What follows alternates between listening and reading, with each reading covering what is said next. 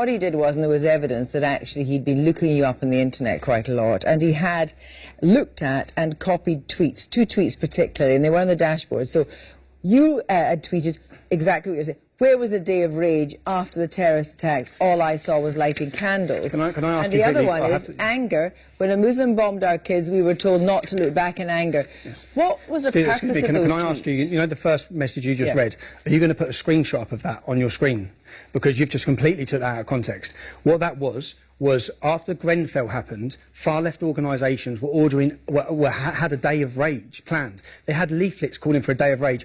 You've got that leaflet because that was part of that tweet, but you've purposely left the leaflet out of it, and you're making it sound like I said, let's have a day of rage. What I was showing people was the hypocrisy in our country, that when our children are blown to pieces... in this trial... What you've actually just done is misrepresented the truth of a tweet. That's what you've done on this show, on purpose.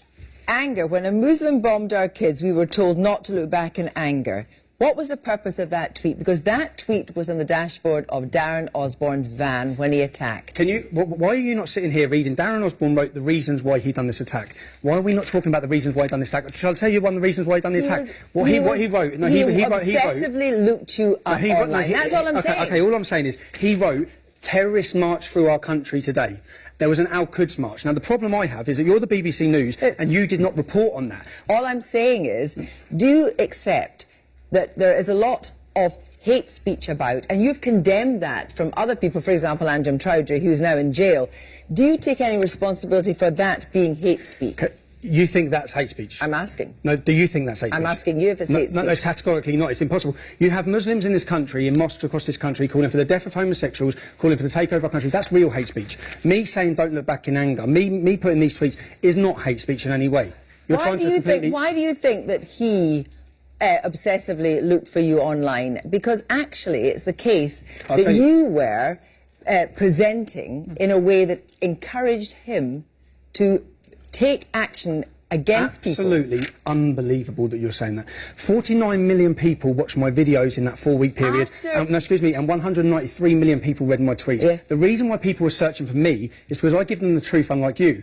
You're not giving them the truth. Can I just say, Tommy Robinson, yes. The fact is, yes. After he attacked outside Finsbury Mosque, which he gave you a reason why, wrote a letter, and in that letter he quoted your tweet. All I'm asking you is, do you have any responsibility? He did. Please, for your viewers. It was heard in court. For your viewers. It was heard in court. For your viewers, read what he said. I'll tell you what he said. He quoted Sadiq Khan. He said, just part and parcel of living in a big city. He quoted Jeremy Corbyn. He quoted you. No, he didn't quote me. He did. He quoted you in the tweet. He quoted you in his letter. He quoted that tweet. Please tell me what he quoted said. that. No, he didn't. Anger when a Muslim bombed our kids, we were told not to look back in anger. Do you know what that was? No, he said don't look back in anger. He didn't say that exact words. He said don't look back in anger. The front page of the Sun newspaper after the Manchester attack was don't look back in anger. He didn't quote me, he quoted the national newspaper. Do you deny that he quoted you in any way? Yes, no, he gave reasons why he done this. So he did quote you? No, he didn't quote me. I can't believe why you're not even looking at the reasons. I can't believe you're not looking at the fact we had 3 massive terrorist attacks. We have 22,000... This is not what this is about. No, this is the reason why he done it. This is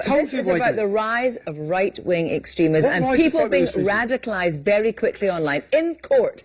And indeed, the commander of anti-terrorism at the Met said that people are radicalised within 4 weeks. I'm embarrassed for the BBC.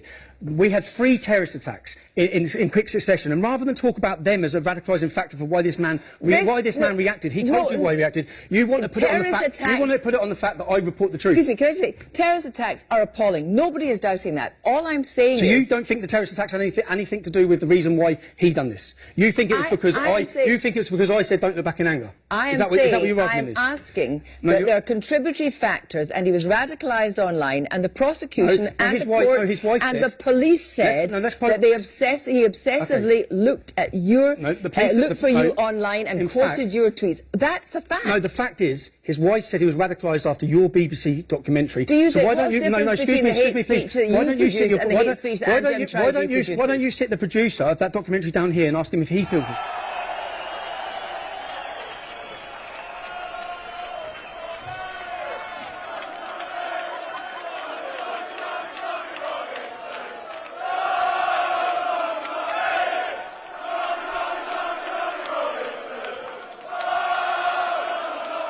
It's making me emotional, man. Stand up here and cry in a minute. Can I just say what an unbelievable feeling it is to know that I have the support. It's an immense feeling, and I know that it's such that everything they've tried, everything they're doing, everything that people sitting in there are tarnishing us, slandering us, trying to silence us. And I know by the reaction I get when I travel the country that the people are not listening to them, but that the people are supporting us. The people of this country have been silenced for 20 to 30 years with the tag of racist. They have managed to silence people so they're too scared to speak up when they see things that are wrong. They're too scared to tell the truth and identify problems with an ideology and a religion in our country because they're worried about being called racist.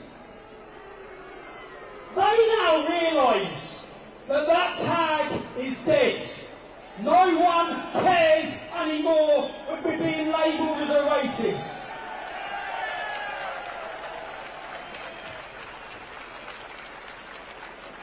So they've now introduced their new term, hate speech. What is hate speech? There's a 16-year-old boy somewhere in here. I'm going to interview him next week. He went to Speaker's Corner and he debated Ali Gower. And he stated facts about Islam.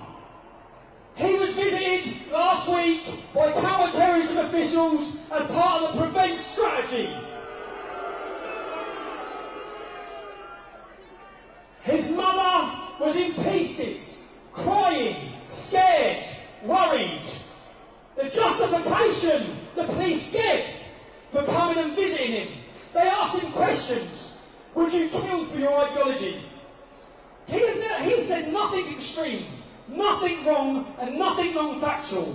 But the police are visiting him. There's another man up in Burnley up north as well who this has happened to. The reason the police gave for visiting him is because they didn't like his opinions on Islam. This is currently what our country's facing. When you hear statistics and they say that 30% of all Prevent strategy is now non-Muslims, that's not and again visits from counter-terrorism. For telling the truth, for identifying facts. I had a 14-year-old boy in the north of England who had a mental breakdown because of the visits from Prevent, because he said that Islam was a fascist, violent ideology. These scare tactics, and I'll tell you what, it works. I'm in a group message with this young lad, and there's loads of young lads who are representatives of different football clubs in the country, who are youth, who are 16 to 18 years old. So one boy tells the truth about Islam at Speaker's Corner, and then everyone else sees that counter-terrorism have visited him. That has a knock-on effect. People become scared. People are terrified to identify and speak openly and honestly. We've just seen that my Twitter account was removed for hate. The hate, one of the things that they suspended me for, I said 90% of grooming gang convictions are Muslim men. That is a fact. That is not hate. 20% of them are called Mohammed. But what they removed my Twitter account for was for saying Islam promotes killing people. It does. 100 verses in the Quran incite them to kill. Again, it was a fact. Now, when you see the news reports, this is where we can't be fooled. Our government, there's been 10,000 Twitter accounts closed at the request of government for hate. There's been 140 Twitter accounts closed for terrorism. Hamas are a prescribed terrorist organisation. They have a Twitter account. Hezbollah are a prescribed terrorist organisation. They have a Twitter account. So this is not about rules or regulations or breaching any of their rules. This is about silencing and stopping. Silencing people like me. Milo had his Twitter account closed. Sargon had his Twitter account closed. Where we're heading in a few years' time, Facebook, YouTube will all remove our views.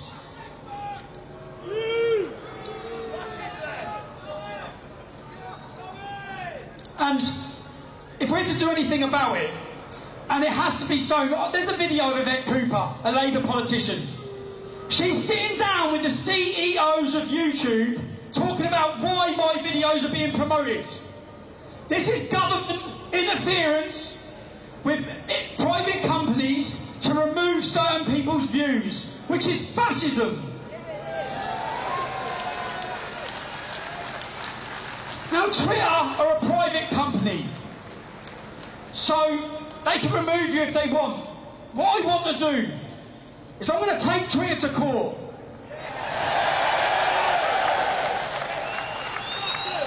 I'm going to take them to court for discrimination against my physiological beliefs, my deep held beliefs. And I won't get my Twitter account back, but what we'll be able to prove, which needs proving, we need to prove what hate is. We need to prove that facts are now seen as hate. The government are pushing this agenda with private companies.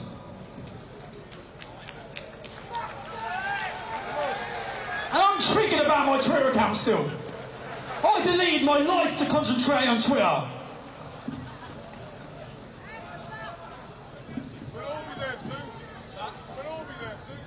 We all will be there. That's what people need to understand. This is a start. Everyone will be removed. All our views will be removed. On the other hand, you have Muslim organisations, you have terrorist groups, you have far left radical groups who aren't being censored. It's certain political opinions are being censored. Also, I've been standing here in the shade. You must have all been boiling here all day. I want to thank you all for your patience as well. I want to do something quickly as well in the middle of the speech. Caelan, George, Lucy, do you come up here?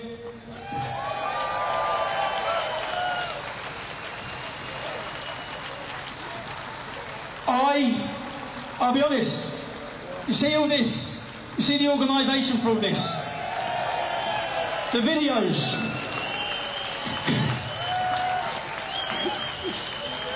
None of this. And the people were thanking me. I had loads of people coming up saying thank you for the day. I didn't do anything. That's the truth. They done it all.